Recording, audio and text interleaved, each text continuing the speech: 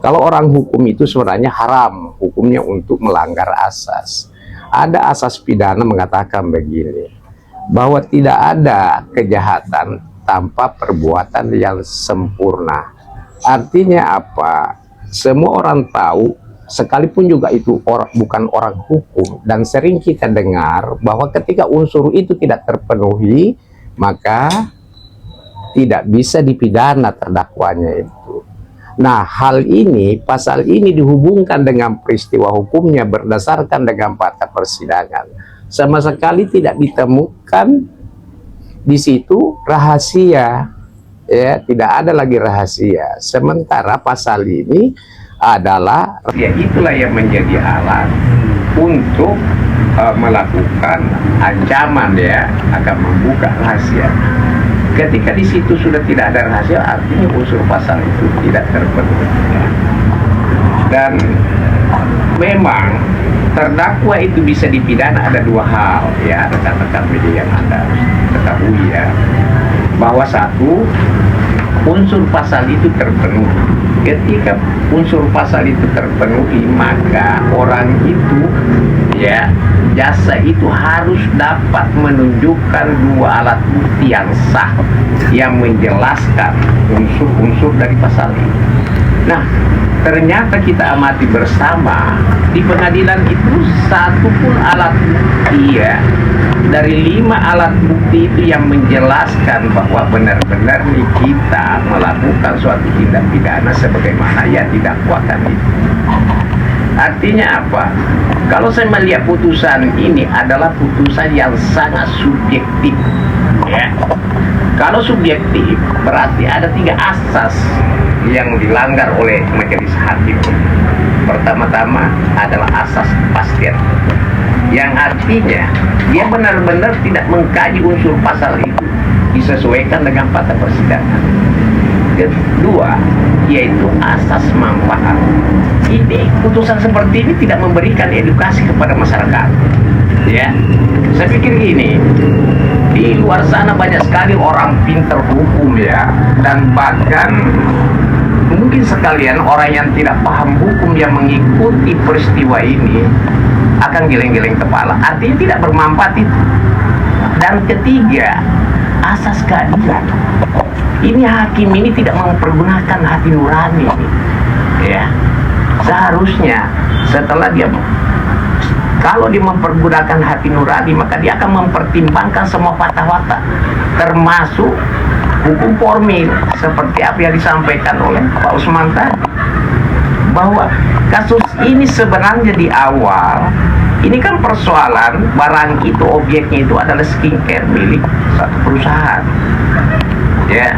Kalau ada inilah delik aduan absolut namanya, berarti yang berhak untuk membuat laporan itu adalah direksi daripada perusahaan itu, sebagaimana diatur dalam Undang-Undang Nomor 40 Tahun 2007 Pasal 98 itu.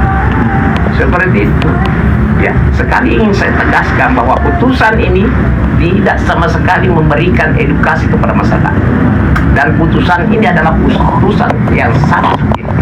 Mungkin itu dari saya. Oh, satu lagi Bang, yang dihancurkan itu tadi apa Bang, ya, kata Bang? Apa? Ada yang barang yang dihancurkan itu tadi Bang? Oh, barang bukti Barang bukti apa? dimusnahkan. Dimusnahkan, Bang, ya? Iya, barang bukti handphone. Barang bukti berupa handphone itu dirampas negara untuk dimusnahkan. Gitu. Jadi saya juga nggak tahu kenapa dimusnahkan. Itu apa namanya, barang bukan dalam konteks menggunakan sebagai sebuah barang yang dipakai untuk melakukan tindak pidana. Itu juga bukan barang yang dipakai melakukan tindak pidana Atau membahayakan negara. Itu juga bukan barang yang dipakai atau menyimpan sebuah informasi yang bersifat tindak pidana. Ini persoalannya cuma sebenarnya sederhana, ya. Persoalan ini cuma persoalan karena dia mempunyai 3 gambar glowing booster cell ini. Jadi Anda kalau besok punya gambar punya orang, jangan disimpan, nanti Anda semua bisa dipidana semua ini. Ya. Nanti Anda punya gambar apa namanya produk ya, produk orang lain misalnya gitu kan. Jadi jangan Anda simpan di handphone, nanti Anda semua bisa dipidana. Nah, seperti ini. Cuman karena punya gambar ya, akhirnya dipidana orang. Apa yang begini putusan yang berkeadilan? Itu loh. HP Niki bang, berarti bang? Hah? HP Niki ya? Iya, HP, pokoknya HP lah, HP entah HP Niki, HP Mail, HP siapa aja tadi semua dimusnahin lah. Makanya besok-besok jangan nyimpen gambar di handphone. Kalau nyimpen gambar di handphone dipidana semua kalian. Bang, aku sepakat gak sih dengan statementnya Pledoi tidak, pledoi. Mahfud MD ketika kita harus Pledoi tidak menjalankan jujur artinya kalian sebagai penegak hukum, artinya kasus itu yang seharusnya tidak dipaksakan artinya ada izin bang, artinya harus ada bisa milih gambarnya siapa gitu. Kalian setuju dengan Setuju, saya setuju kalau begitu statementnya Prof Mahfud ya terkait dengan hal-hal yang begitu. Artinya apa? Ya kita bukan lagi menjadi negara hukum kalau begitu kan, artinya menjadi negara kekuasaan. Siapa yang berkuasa dia yang punya kewenangan untuk menjatuhkan pidana atau tidak mempidana orang. Makanya saya bilang tadi, ini perkara sesederhana karena menyimpan 3 gambar glowing booster cell sama pembelian itu sesederhana itu orang dipidana gitu loh ya. Terus bagaimana hukum pertanggungjawaban hukumnya kalau dengan mempunyai gambar begitu saja orang dipidana dan lain sebagainya. Ternyata pertama kali yang belum pernah kita tahu. Iya, baru pertama kali. Ada dulu yang kasus yang itu juga kalau nggak salah dulu bersinggungan dengan pemerintah ya gitu. Itu pun dengan dengan pemerintahan negara lah. Tapi kan ini tinggi lah ya. Dalam bentuk kasus undang-undang ITE ya. Apa namanya, harga tidak sebanding, perbuatan tidak sebanding gitu ya, tapi pidananya melebihi dari perbuatan-perbuatan yang seperti yang sudah pernah ada sebelumnya. Itu sih. Pledoi ya? Bang, tentang pledoi yang tidak dipertimbangin itu. Hah? Pledoi yang tidak dipertimbangkan. Iya, pledoi yang dipertimbangkan tidak pledoinya. Kenapa ini? Soal apa? Pledoi yang dari pertimbangan hakim. Nah iya, ini pledoi nggak dipertimbangkan juga. Ini kan jadi gini, maksudnya kita ini ya menyampaikan nota pembelaan itu ya, harapannya hakim bisa melihat utuh juga dari versi kita gitu kan. Kita menyampaikan dalam nota pembelaan itu ini adalah versi dari kesimpulan kami yang yang melakukan proses persidangan ini gitu kan. Nah, kita sampaikanlah kesimpulan itu ya, termasuk yang tadi saya sudah jelaskan dalam nota pembelaan sebelumnya ya. Kita menyimpulkan bahwa perkara ini bertentangan dengan fakta